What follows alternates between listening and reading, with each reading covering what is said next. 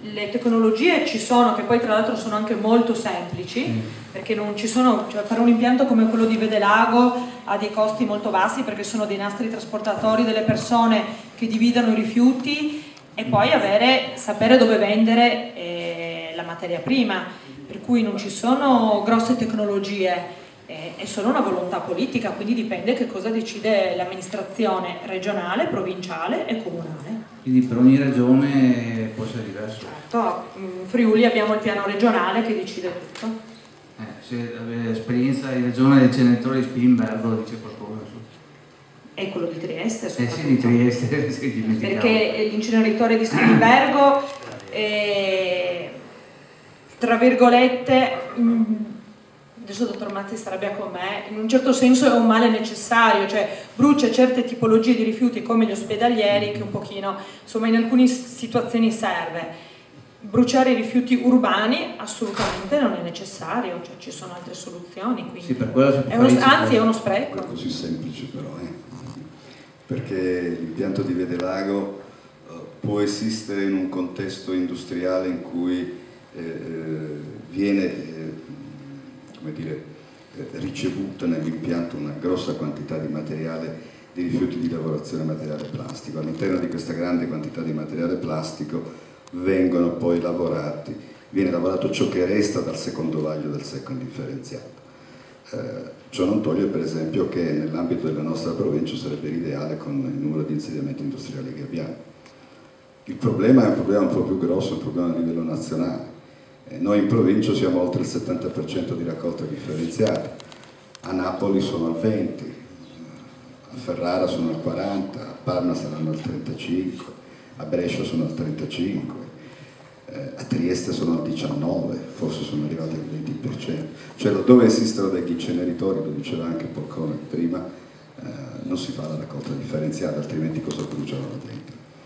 Non è un problema semplice, perché comunque anche da Vedelago resta un 4-5% di materiale inerte, però è materiale inerte, quindi è sicuramente materiale che fra 10.000 anni, 100.000 anni potrà rappresentare la miniera per le future generazioni, perché sono sostanze che non vanno ad inquinare, che non inquinano falde o terreno. Ripeto, però è un 4%. Noi al momento in provincia avremo un 27% di secco indifferenziato. Ci sono alcuni sistemi di vaglio, come un'azienda che sta anche nell'Udinese, oltre a Vedelago, eccetera, che possono ridurre veramente a quantità molto piccole di sostanze che non possono essere recuperate e riciclate. Come si diceva prima, c'è bisogno di una volontà politica, della partecipazione della cittadinanza e delle conoscenze. Il discorso che l'Italia è molto più federale di quello che in realtà appare, e all'interno delle stesse regioni, come vedete, ci sono delle differenze enormi, 76 Pordenone e 20 Trieste, quindi, e mi dicono che a Trieste è difficilissimo fare la raccolta differenziata, non mi sembra più grande di San Francisco, a dire la verità. È poi della civiltà, ed è il motivo per cui in questo momento a Trieste stanno bruciando la spazzatura di Napoli, e sono anche contenti loro. Perché solo la terza linea di quell'inceneritore è in grado di bruciare combustibile da rifiuto, cosiddetto di qualità oggi CSS.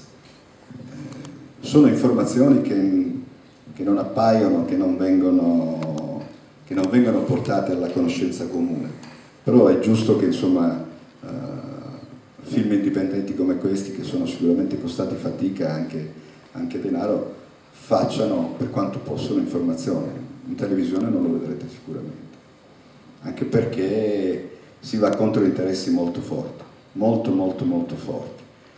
Il discorso del 7% sulla bolletta è vero, la maggior parte dei fondi versati per le rinnovabili finiscono a Moratti addirittura e agli inceneritori, solo in minima parte finiscono all'eolico, al fotovoltaico, al geotermico, all'idroelettrico. La stragrande maggioranza dei soldi che noi paghiamo finiscono agli assimilati e agli inceneritori, quindi queste cose bisogna saperle, insomma, devono essere dette, e invece non vengono dette, non non sono conosciute.